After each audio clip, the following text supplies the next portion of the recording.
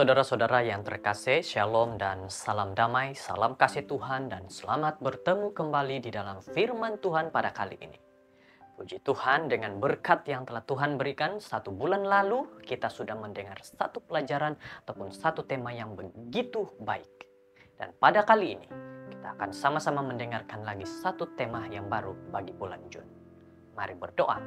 Tuhan Allah Bapa di surga, terpujilah Engkau, kemuliaan-Mu yang menyertai kami. Saat ini kami sedia untuk belajar firman-Mu. Berkati kami dalam nama Yesus. Amin. Saudara-saudara yang terkasih, firman Tuhan pada kali ini selama 1 bulan ini bertema pelayanan. Dan judul pada hari ini adalah pelayanan.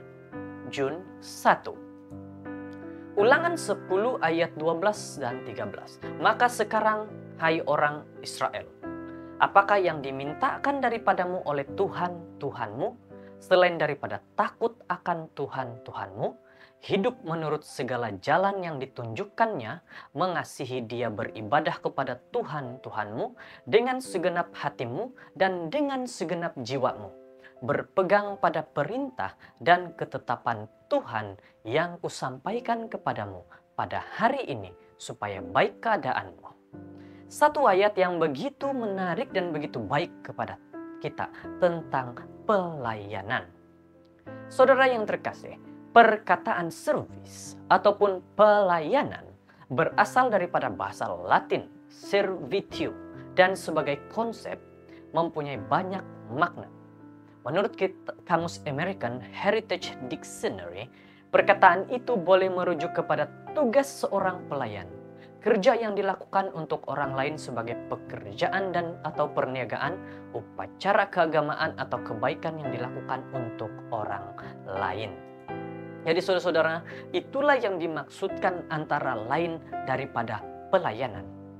Manakala dalam psikologi, topik pelayanan telah menjadi subjek kajian sejak beberapa tahun kebelakangan ini. Salah satu penggunaan perkataan yang paling kerap merujuk kepada perbuatan atau pelbagai pekerjaan yang dilakukan untuk orang lain, untuk tujuan atau untuk memenuhi keperluan tertentu bagi orang lain. Jadi saudara-saudara, bagaimana dengan pelayanan yang sudah kita lakukan? Oleh itu, pelayanan sedang dikaji berhubungan dengan pelayanan sukarela, altruisme, menjaga orang sakit, derma amal, atau bantuan untuk orang lain. Pelbagai kajian telah mengkaji jenis pelayanan sebegitu, berhubungan dengan kesehatan fisikal dan mental, umur panjang, kebahagiaan, dan kesejahteraan.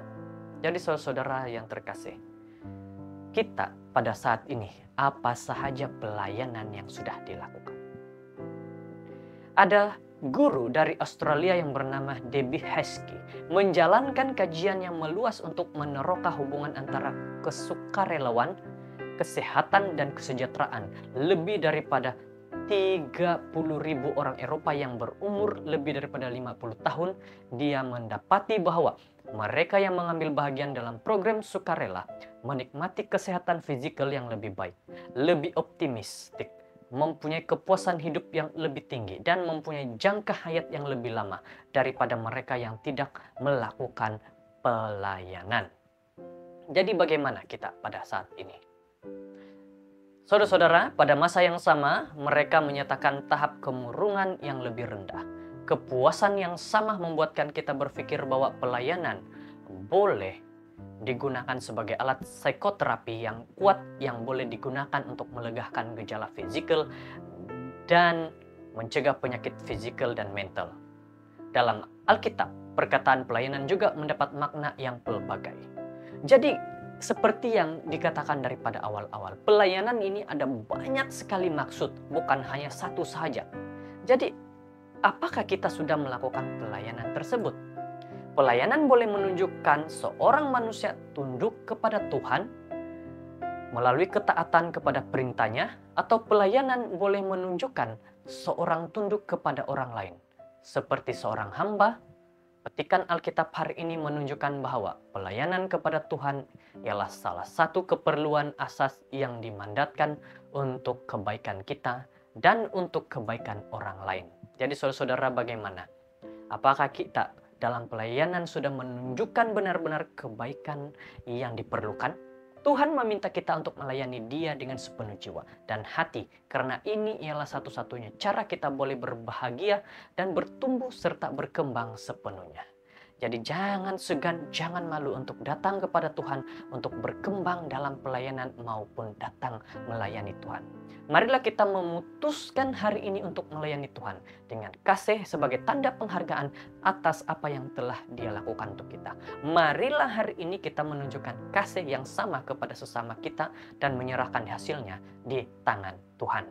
Semoga berkat berlimpah bagi kita dalam melaksanakan pelayanan masing-masing yang kita buat. Kita berdoa. Tuhan, terima kasih dengan berkat-Mu tentang pelayanan. 1 bulan ini yang bulan yang baru, kami akan mempelajari tentang pelayanan. Semoga Engkau membantu, menolong, dan memberkati kami ya Tuhan. Di dalam nama Yesus. Amin.